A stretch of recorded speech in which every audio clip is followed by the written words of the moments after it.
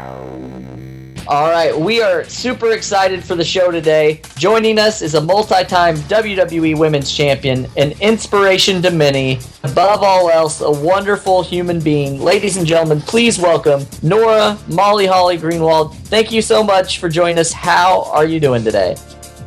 I'm doing really good. Thank you so much for having me on your show. Now, you've obviously been up to a lot since you hung up the wrestling boots, but what have you been up to most recently? Well, actually, since I retired, I've still been working at the same place, Minnesota Adult and Teen Challenge. It's a Christ-centered drug and alcohol addiction recovery center. Now, that seems like quite a career change. Do any of your kids that you work with remember you from your wrestling days? Occasionally, someone will say that they remember me, or they'll say that they played my character on the video game. I've been on a couple of different video games, so that's kind of fun when they say, "Oh yeah, I used to play you on the game." You know. Well, we are another wrestling podcast, so it's only fair that we talk some wrestling with you while you're here. You were most recently on an episode of Table for Three featuring WWE Hall of Famer Medusa and WWE's own Ivory. Can you tell us a little bit about how this interview came about? Yeah, so when Macho Man Randy Savage got inducted into the Hall of Fame, they invited me to be in the audience because I was part of his entourage at one time along with Medusa. And so I was already out in California for WrestleMania, and they asked me if I wanted to do, at the hotel in the restaurant there, do something called Table for Three. And I didn't know much about it. I don't even think it had aired yet, but it was a show in the works. And so they said, "Oh, you just sit down with Medusa and Ivory and just talk about wrestling, and you get served a gourmet meal." I was like, "Yeah, that sounds pretty good to me." So that's how it happened. So tell me a little bit about this, though, because what we saw on TV was probably about a half hour or so. How long did you guys actually sit there and talk for? We filmed for 3 hours. My food was cold. It's like I wanted to eat. They said this amazing dish in front of me, and I was so hungry, and I really wanted to eat it, but I didn't want to have food in my teeth or really be filmed eating. You know, like, that's not... I'm sure they would have edited it out. But anyway, I just don't want to get food in my teeth and be eating while I'm supposed to be on this, you know, doing this interview stuff. And so my food was cold. It took 3 hours. There was actually one story or joke or whatever that Ivory was telling about me, and it was super embarrassing, and I'm like, oh my gosh, I hope they don't put that on the show. And so sure enough, they edited it out. So part of me was like, I'm glad they edited out things, but there were a lot of stories and things that were not on the actual show, and who knows, maybe they'll add the extras or the outtakes in some other show. But yeah, it was really fun to be able to connect with Medusa, and of course Ivory was one of my best friends in wrestling, so it was really fun. Well, that's why you're here, because we're going to talk about that embarrassing story. No, I'm kidding. I'm not going to do that. Well, speaking of the WWE Hall of Fame, you're obviously a multi-time world champion. You've spent many years in the squared circle, and we think that you no doubt had a Hall of Fame-worthy career. Do you think that you belong in the Hall of Fame, or what are your thoughts on the Hall of Fame? Well, there are a lot of people I would like to see before me get into the Hall of Fame, if I ever were to. I've always kind of viewed myself as, like, glorified enhancement talent, like someone they give the title to help put over, like, the real star, you know, like to have some kind of a feud. So I don't really see myself as being a future Hall of Famer. Of course, if they asked me to, I'd be honored, and, you know, I wouldn't turn it down. But there's some other ladies that should definitely be in there long before I am. Well, let's back up for a second. You are from Minnesota. Minnesota has produced so many amazing wrestlers over the years. Who's your favorite wrestler from Minnesota, and where do you think you rank among the likes of Kurt Hennig, Rick Rude, Ole Anderson, you know, etc.? Gosh, I don't know. I'm not anywhere near the talent of Rick Rude and Kurt Hennig. I mean, those guys were icons of the 80s, and they really were something special that I could never, ever live up to. I mean, but I guess those really are two of my favorites. My first, when I was 10 years old, I got to meet Hawk and Animal, and that was a really big deal for me as a 10-year-old to get their autograph and meet them in person. So as a kid, I would say that the Road Warriors were probably, like, people I would want to aspire to be like. As we were talking about Table for Three, it was kind of brought up during that interview that you were brought into wrestling in sort of an old school way. You spent lots of time on the independent scene before making it to the big time. With that being said, how important was independent wrestling to you then? Well, for me, it was really fun to break into wrestling on the indies. I mean, I got to do a lot of things on the independents that I never really was able to do on television. For one, it was very normal for me on the indies to have mixed tags with, I guess the politically correct term would be little people, but we called it midget wrestling, you know, so those only did like lots of comedy and a lot of audience interaction.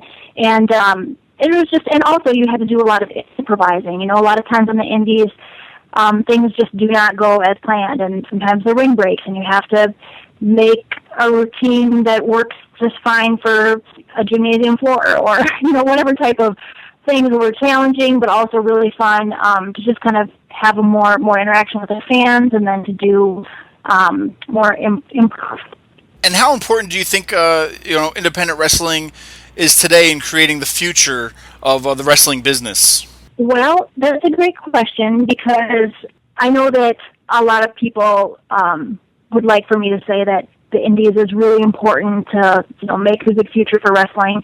But I really do believe that as long as somebody has charisma and talent and showmanship and they can draw money, that's great. They don't need to be on the indies. I worked with Christy Hemme, and she just came from the dance and modeling world, and she was awesome to work with. And I thought she did a great job on the TV show.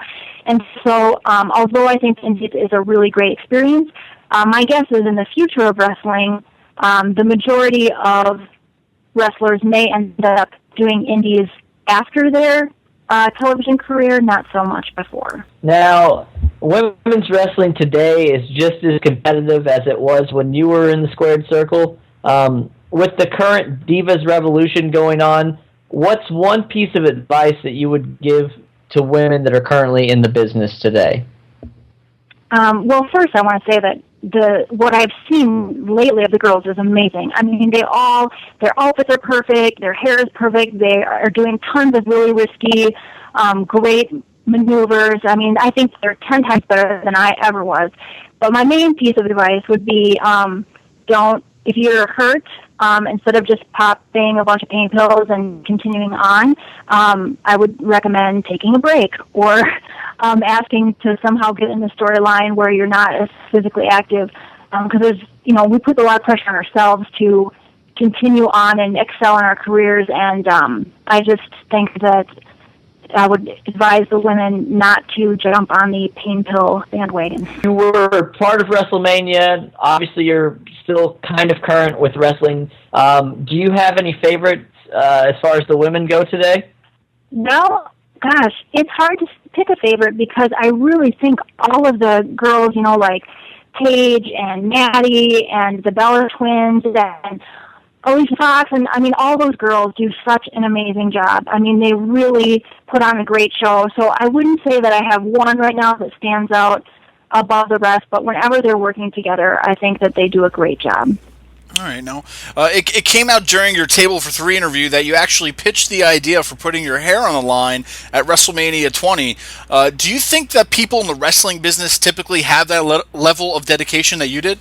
Yes, I think that anybody who is a champion and who's told they're not going to be on WrestleMania would do something like that to get on the show. I mean, if you look at Jeff Hardy and some of the other people from my era that would do like the craziest things on WrestleMania, and I'm sure that everybody knows that you want to do whatever it takes to not only get on WrestleMania, but to try to have the best match of the entire show. And so, yeah, I don't think it was anything special about me putting my hair on the line. Would the other girls have done it? I don't know. I mean, maybe. But it just happened to be something that I wanted to be remembered for, and it worked out for me. I mean, I got to be, at WrestleMania 20, Madison Square Garden, which is the world's most famous arena. I mean, it really, for me, it was totally worth it. Now, I recently saw an interview with you, which was really great. You openly talked about your faith. How Have you ever had the chance to talk with some of your other colleagues about their faith and the challenges that they possibly had in the wrestling business, such as Ted DiBiase, Shawn Michaels, any of those people?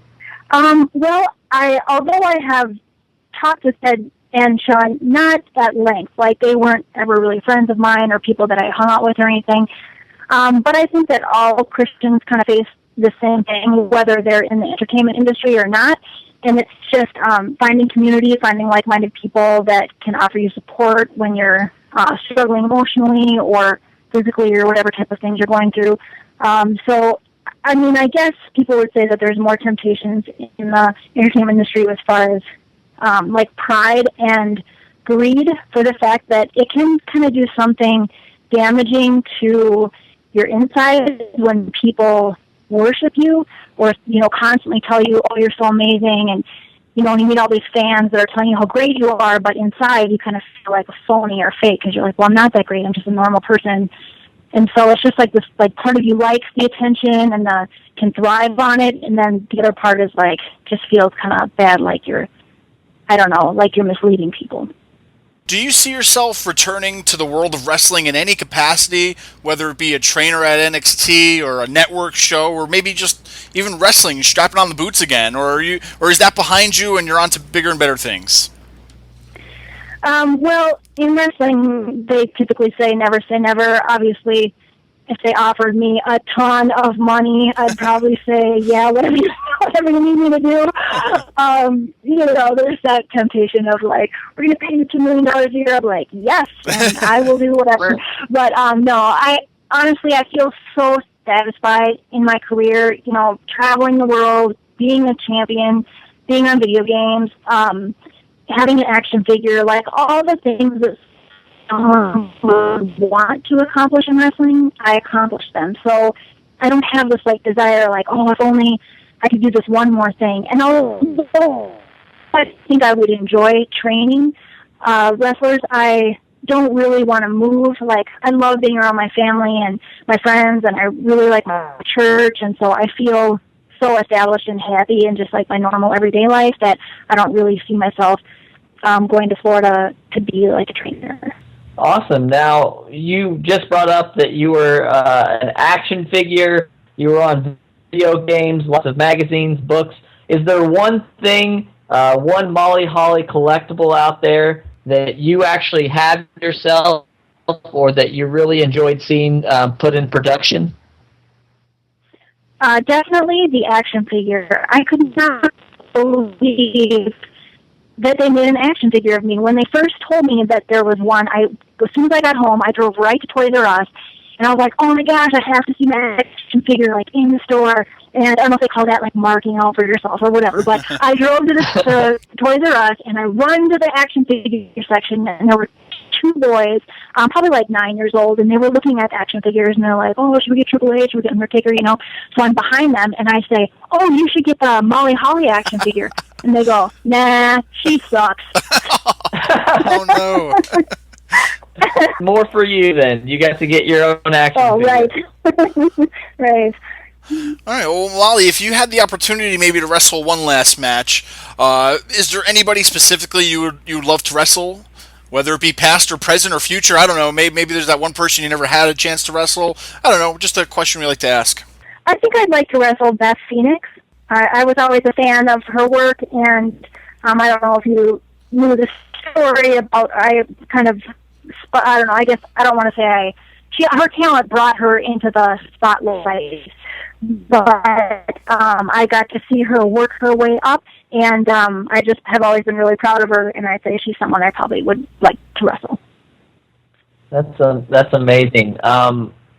We found out that there's lots of people that you've inspired, and now with the WWE Network, you'll be able to inspire even more people that you've never even met before, or maybe that they weren't even born when you started wrestling. Are you enjoying the WWE Network? Do you get to watch it much? I do. I get so addicted to that Total Divas show. I don't even like reality TV. It's just totally not my thing. And I watch it on my phone with the WWE app. feel that it's like, because I don't, I'm not, anyway, that's the one thing that's just always fucking me in. But I know that they have lots of other great shows on there, and I have not yet watched any of my WCW stuff with Macho Man. Occasionally someone will text me and they'll say, oh, I just watched you missile dropkick Kevin Nash on WCW or something, and I'll be like, oh, that's cool, but yeah, that is one thing I would like to watch more is more WCW, but right now I'm just totally hooked on the Total Divas. Well, Jonathan, maybe we could pitch a show to where, past divas and future or current divas are together in one house, like almost like the Legends house, but we have like a Divas house, and maybe we can get Molly on there one. Or maybe we'll pitch the show with Molly involved. I don't know. It could be a good network idea. I'd watch it, that's for sure. A lot of wrestlers, past and present, have made themselves very known on social media today. They have T-shirt stores or websites or anything like that. Do you have anything like that where fans can keep up with you these days? No. Molly! I don't. I mean, I don't have a Twitter. I don't sell anything. I'm not promoting myself or any. I mean, I do have like a booking coming up where people can meet me, and that's at the Boston Super Mega Fest Comic Con on November 21st and 22nd. So I'll be there. Tyne was going to be there, and Trish and Lita, and I have not seen Trish since I quit wrestling, and so it would be great to see her. But yeah, like occasionally I'll do an autograph signing here or there. Like I said, November 21st is in Boston, but as far as like myself, I'm not really selling anything, and I don't know, I'm really pretty removed from the show business world. I live a pretty simple life these days. All right. Well, Molly, I always like to say we barely scratched the surface with you. We thank you so much for joining us today. I know the fans out there love to hear from you, and hopefully down the line we can catch up with you again and maybe ask you a few more questions on another wrestling podcast. So we'd love to have you back anytime. Thank you so much. You guys are great.